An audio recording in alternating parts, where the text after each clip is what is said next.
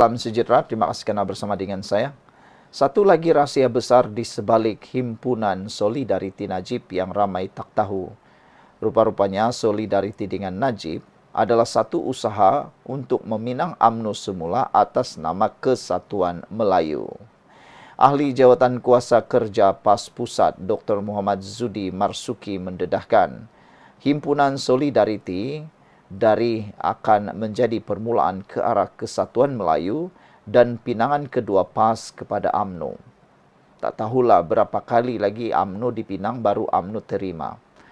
Menjadi persoalan ialah kalau pinangan ini diterima, sanggup pula UMNO untuk dipatuk ular kali kedua di lubang yang sama. Sanggup ke UMNO dikhianati lagi oleh PAS selepas dikhianati dalam muafakat nasional, apabila PAS secara diam-diam menyertai Perikatan Nasional, membentuk Perikatan Nasional. Alang-alang bagus UMNO bergabung terus dengan Bersatu dan juga PAS. Kita pernah ada tokoh seperti Tun Abdul Razak dan Datuk Asri pada tahun 1970-an. Dalam era kini, Datuk Seri Najib dan Tuan Guru Abdul Hadi Awang memainkan peranan penting sebagai ikon yang boleh menyatukan parti-parti Melayu termasuk komponen BN dan PN, katanya lapor Haraka Daily. Beliau juga menyeru semua pihak agar melupakan sejarah konflik peribadi demi membentuk kesatuan politik Melayu yang lebih kukuh. Kalau nak dapat pengaruh, dia sanggup buat apa saja. Kalau nak dapat sesuatu, dia sanggup buat apa saja. Jadi sebenarnya Solidariti dengan Najib itu usaha pinang UMNO sudah disahkan. Dan lebih menyedihkan lagi kalau sebenarnya usaha itu adalah sekadar untuk mahu memecah belahkan UMNO. Saudara-saudara sekalian, beliau juga menyeru semua pihak melupakan sejarah konflik peribadi. Sudah tiba masanya, kata beliau, kita lupakan perbezaan dan konflik lama. Hari ini, solidariti yang ditunjukkan adalah langkah pertama untuk menyelamatkan Malaysia, katanya lagi. Ia memerlukan jiwa besar dalam kalangan pemimpin Melayu untuk menjayakan usaha ini. Beberapa komen netizen menyatakan bahawa apa yang dimaksudkan menyelamatkan Malaysia? Diselamatkan dari siapa? Ataukah untuk menyelamatkan Perikatan Nasional PAS dan Bersatu sahaja? Siapa yang mau diselamatkan sebenarnya? Adakah Malaysia atau Parti Perikatan Nasional PAS Bersatu? Siapa yang mau diselamatkan? Kalau nak selamatkan Malaysia daripada apa? Kerana kita tahu Malaysia sekarang sedang memacu kejayaan, kegemilangan dan kemajuan yang luar biasa yang belum pernah dinikmati oleh mana-mana Perdana Menteri. Jadi, nak selamatkan Malaysia dari apa? Itu persoalan dia. Dalam pada itu, beliau turut menuduh DAP sebagai pemecah kesepakatan parti-parti Melayu terutamanya UMNO dan PAS. Netizen mula menyatakan kemuakan hipokritnya PAS. Kata mereka, kenapa setiap kali ada isu, DAP juga yang diseru, DAP juga yang diratib. Sedangkan DAP diam-diam, tak buat apa-apa pun salah, buat apa-apa pun salah. Nah, itulah asik-asik DAP punya salah. Padahal yang bergaduh, yang berpecah, semuanya salah sendiri. Bayangkanlah, perpecahan muafakat nasional, salah siapa? Salah DAP juga kah? Salah DAP kah muafakat nasional berpecah?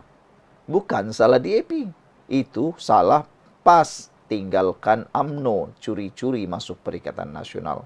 Takkanlah itu pun salah PAS. Perpecahan dalam muafakat nasional adakah kaitan dengan PAS, dengan DAP? Takkan itu pun salah DAP juga. Sejak dahulu strategi utama DAP, kata beliau, divide and rule. Mereka cuba melunakkan PAS suatu ketika dahulu, tetapi PAS cepat sedar dan memilih untuk keluar daripada kerjasama itu pada tahun 2015, kata beliau lagi. Sekian untuk kali ini. Jangan lupa tinggalkan komen anda, tekan butang subscribe, dan strategi PAS untuk meminang UMNO ini sudah pernah ditolak. Dan usaha sebelum ini telah pun ditolak mentah-mentah oleh Presiden UMNO, Datuk Seri Ahmad Zahid Hamidi. Kita jumpa lagi. Bye-bye. Salam sejahtera, terima kasih kerana bersama dengan saya di Nazilin Unity Channel. Rupa-rupanya selepas kemenangan Najib di mahkamah, Najib bukannya terus boleh keluar daripada tahanan rumah atau daripada penjara untuk tahanan rumah. Masih ada halangan di depan Najib, kata Hanifah. Seorang bekas ahli parlimen yang juga peguam berkata, Najib Razak masih perlu melepasi satu lagi halangan sebelum keinginannya untuk menghabiskan baki hukuman penjara di rumah boleh menjadi kenyataan. Kata Muhammad Hanifah Maidin, Najib tidak akan dapat menjalani hukuman penjara itu di rumah sekurang-kurangnya buat masa ini. Dalam keputusan di Mahkamah Rayuan tengah hari tadi, katanya, Hakim hanya membenarkan rayuan oleh bekas Perdana Menteri itu berhubung kebenaran untuk meneruskan permohonan semakan undang-undang ke atas merit keputusan Mahkamah Tinggi. Dalam permohonan semakan kehakiman pada asasnya, terdapat 2 peringkat. Rayuan hari ini hanya melibatkan peringkat pertama pendengaran semakan kehakiman Najib. Bagi sebarang permohonan kebenaran untuk memohon semakan kehakiman, pemohon hanya perlu memastikan bahawa permohonannya telah berjaya mewujudkan kes yang boleh dipertikaikan, katanya dalam hantaran di media sosial. Hanifah yang pernah menjadi timbalan menteri di Jabatan Perdana Menteri dan bertanggungjawab bagi hal ehwal undang-undang berkata, dalam rayuan hari ini, pada dasarnya Mahkamah Rayuan mengubah keputusan Mahkamah Tinggi terdahulu yang memutuskan bahawa permohonan Najib gagal mewujudkan kes yang boleh dipertikaikan. Dalam keputusan 21 di Mahkamah Rayuan hari ini katanya, Hakim mengarahkan kes tersebut dikembalikan ke Mahkamah Tinggi Kuala Lumpur untuk semakan merit. Najib masih ada satu lagi halangan untuk dihadapi, kata beliau. Keputusan hari ini mungkin menjadi berita baik kepada Najib dan pengikutnya yang buta. Sama ada keputusan itu baik untuk rakyat Malaysia dan kerajaan perpaduan, kekal perlu disaksikan, kata beliau lagi. Saudara-saudara sekalian, apa pula komen anda untuk isu kali ini? Disangkakan Najib sudah mendapat apa yang beliau mahu, tetapi rupa-rupanya masih lagi ada halangan-halangan yang perlu dilalui oleh Najib. Dan pastinya Najib belum lagi dapat mendapatkan perintah hukuman penjara di rumah. Dan kata Muhammad Hanifah, Najib tidak akan dapat menjalani hukuman penjara itu di rumah sekurang-kurangnya buat masa ini.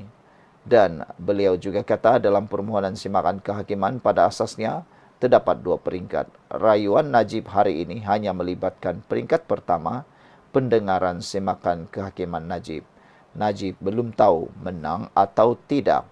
Jadi itu semua akan bergantung pada keputusan yang akan datang. Yang menariknya hari ini ialah keputusan hari ini mungkin menjadi berita baik kepada Najib dan pengikutnya yang buta. Sama ada keputusan itu baik untuk rakyat Malaysia dan kerajaan perpaduan, kekal perlu disaksikan, kata beliau lagi. Jadi saudara-saudara sekalian, kegembiraan Najib mungkin hanya bertahan beberapa minggu dan mungkin selepas dalam semakan, tak tahulah menang atau tidak.